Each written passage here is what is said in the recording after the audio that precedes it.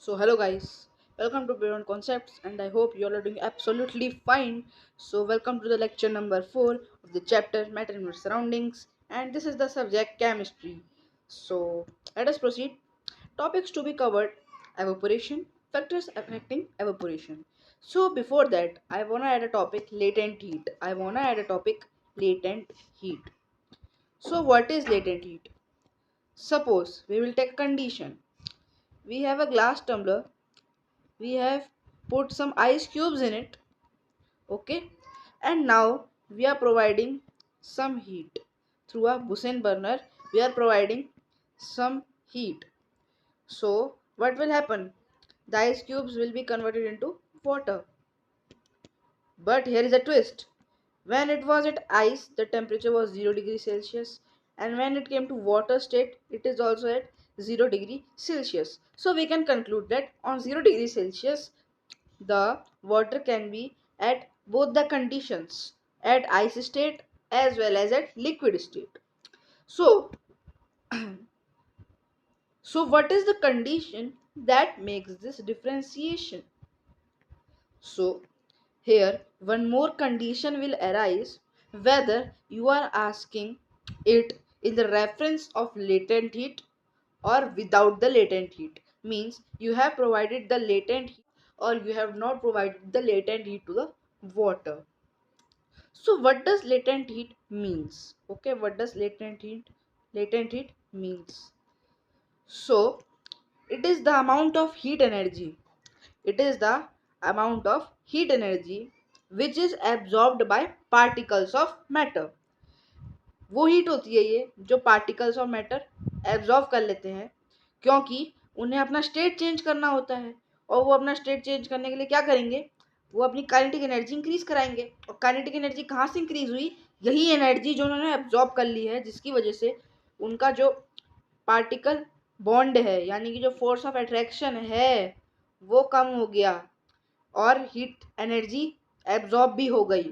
तो ना ही टेम्परेचर चेंज हुआ बट सिर्फ स्टेट चेंज हुआ, and this is nothing other than latent heat. So बस लेटेंट हीट एक छोटा सा टॉपिक है। So today's main topics are evaporation and factors affecting evaporation. Evaporation. What does evaporation means? When a liquid turns to its vapors below its boiling point, यानी कि कोई भी liquid जब अपने वेपर्स में यानी कि लिक्विड स्टेट से गैसीय स्टेट में मूव करता है without going to its boiling point, यानी कि बॉइलिंग पॉइंट जहाँ से उसे वेपर्स में कन्वर्ट होना चाहिए था उससे पहले ही वो वेपर्स में कन्वर्ट होने लग जाता है वो लिक्विड, उसे बोलते हैं क्या? इवेपोरेशन। उसे बोलते हैं क्या? इवेपोरेशन। एग्जाम्पल से आप समझ सकते हैं, क्लोथ्स, वेट क्लोथ्स सूख जाते हैं। ऐसा तो नहीं है कि एनवायरनमेंट में 100 डिग्री सेल्सियस होता है, ऐसा तो है नहीं कि एनवायरनमेंट में 100 डिग्री सेल्सियस होता है। अगर एनवायरनमेंट में 100 डिग्री सेल्सियस होता टेम्परेचर, सो हमारा एग्जिस्टेंस इम्पॉसिबल होता। यानी कि बॉइलिंग पॉइंट से नीचे भी कपड़े सूख जाते हैं। सो कौन सी प्रोसेस का इन्वॉल्वमेंट है? इवेपोरेशन। कौन सी प्रोसेस का इन्वॉल्वमेंट है?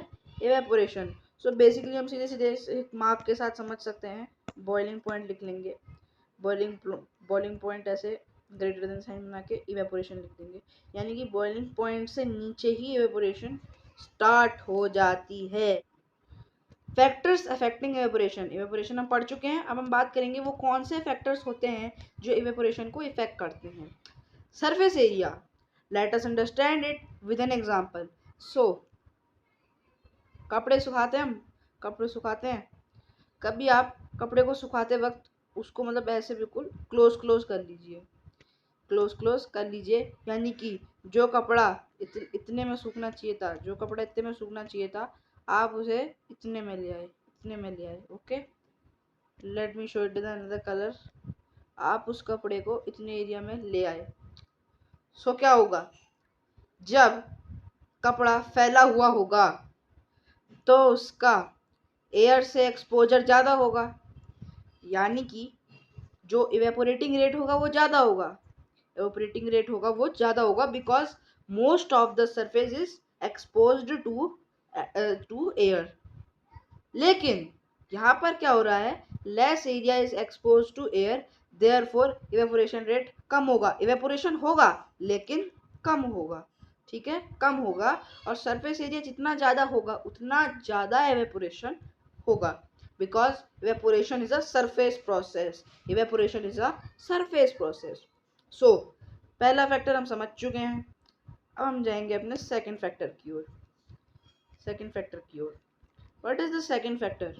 The second factor is temperature. जिस दिन गर्मी का दिन होता है उस दिन कपड़े जल्दी सूखते हैं, और जिस दिन सर्दी मतलब सर्दियों में जब मौसम ढका हुआ रहता है, बिल्कुल बादल लगे रहते हैं, तो क्या होता है, इवेपोरेशन बहुत ही धीरे होती है। हम कहते हैं कि कपड़े बहुत जल्दी नहीं सूखते हैं। This is because increase in temperature, evaporation rate is increased.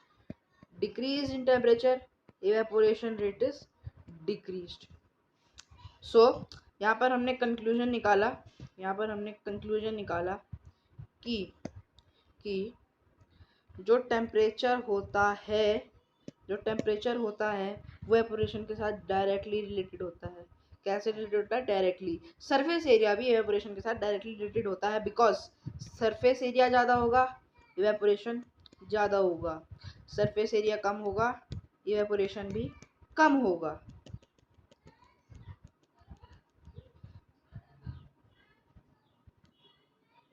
So surface area is directly related with evaporation. Now, if I talk about humidity, तो जिस दिन बरसात का दिन होता है उस दिन हम कहते हैं कि हवा में ज़्यादा मॉइस्चर प्रेजेंट होता है, और जो मॉइस्चर होता है इसी को हम बोलते हैं ह्यूमिडिटी। प्रेजेंस ऑफ मॉइस्चर और water in the air is known as humidity. So मान लीजिए जिस दिन ह्यूमिडिटी ज़्यादा है, यानी कि जो एयर है उसमें वाटर एलिमेंट ज़्यादा प्रेजेंट है, तो जब कपड़े सूखेंगे तो उसके वाटर के पार्टिकल्स कहाँ जाएंगे? उसके अंदर के जो वाटर के पार्टिकल्स हैं वो कहाँ जाएंगे? क्योंकि एयर में तो पहले से ही जगह ऑक्यूपाइड है। सो क्या होगा, जिस दिन ह्यूमिडिटी ज़्यादा होगी उस दिन इवेपोरेशन कम होगा, और जिस दिन ह्यूमिडिटी कम होगी उस दिन इवेपोरेशन ज़्यादा होगा। सो हम क्या कह सकते हैं, ह्यूमिडिटी और इवेपोरेशन कैसे रिलेटेड है? डायरेक्टली कि इन्वर्सली? इन्वर्सली, बिकॉज जब भी किसी पर कोई उल्टा इम्पैक्ट पड़ रहा है तो दूसरी वाली चीज पे उल्टा इम्पैक्ट पड़ रहा है। सो विंड स्पीड, जिस दिन बहुत तेज हवा चलती है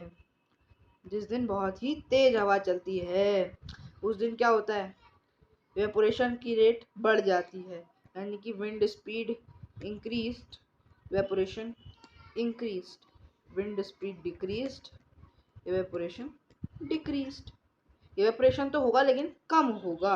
सो विंड स्पीड और इवेपोरेशन कैसे रिलेटेड है? Directly. So surface area, temperature and wind speed वो फैक्टर्स हैं जो डायरेक्टली रिलेटेड है, और ह्यूमिडिटी वो फैक्टर है जो इन्वर्सली रिलेटेड है। So now let us proceed ahead. अब हम एक और केस पढ़ते हैं, मटका इफेक्ट।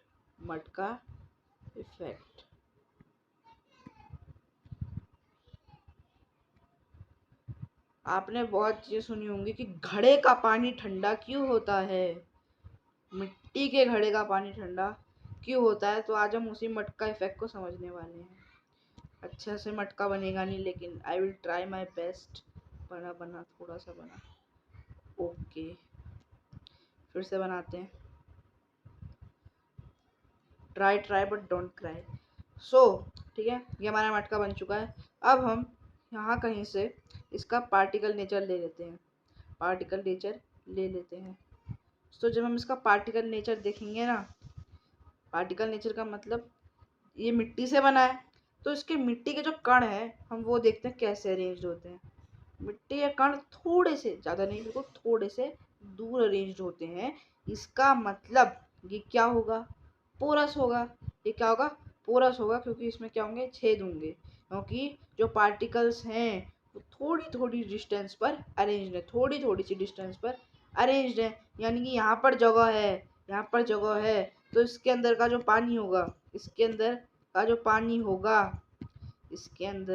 पानी होगा, उसके पार्टिकल्स यहाँ बीच बीच में आ जाएंगे। ठीक है, पानी के जो पार्टिकल्स हैं वो बीच बीच में आ जाएंगी। सो पानी आएगा तो पानी ऑफ कोर्स क्या होगा, इवेपोरेट होगा। अब पानी इवेपोरेट कैसे होगा भाई, पानी इवेपोरेट कैसे होगा? अब उसे कुछ ना कुछ तो टेम्परेचर लेना पड़ेगा, कुछ ना कुछ तो टेम्परेचर लेना पड़ेगा। और अभी वो किसके कांटेक्ट में है, जो ये जो पानी है वो किसके कांटेक्ट में है, मटके के कांटेक्ट में है, मतलब मटके के सरफेस के कांटेक्ट में है। सो मटके के सरफेस में जो भी हीट होगी वो ये वाटर मॉलिक्यूल्स एब्जॉर्ब करेंगे। और जब भी यहाँ से हीट एम्प्टी हो जाएगी, जब हीट बचेगी ही नहीं, तो क्या होगा, ठंडा होगा। क्या होगा, कोल्डनेस आएगी। तो इवेपोरेट होने के लिए वाटर तो हीट एब्जॉर्ब कर लेते हैं, लेकिन क्या हो जाता है, मटके का बाहर का सरफेस ठंडा हो जाता है। अब बाहर का सरफेस ठंडा होगा तो ऑफ कोर्स अंदर के सरफेस पे भी तो इफेक्ट पड़ेगा। और जब अंदर के सरफेस पे इफेक्ट पड़ेगा, सो अंदर के सरफेस से हमारा वाटर कांटेक्ट में है, सो ऑफ कोर्स वाटर भी कोल्ड हो जाएगा। सो दिस इज प्रूव्ड कि मटके के अंदर पानी ठंडा कैसे रहता है। So, we have finally reached to the end of this session, and this was the last lecture of this chapter. So, I hope you like this video. So, if you really liked it, so like, share, subscribe. और आज की final DBP attend कर लेना। और कल Sunday को होगा poll day. सो मिलते हैं अगली video of the topic maths, जिसमें हम पढ़ेंगे क्या, नंबर सिस्टम।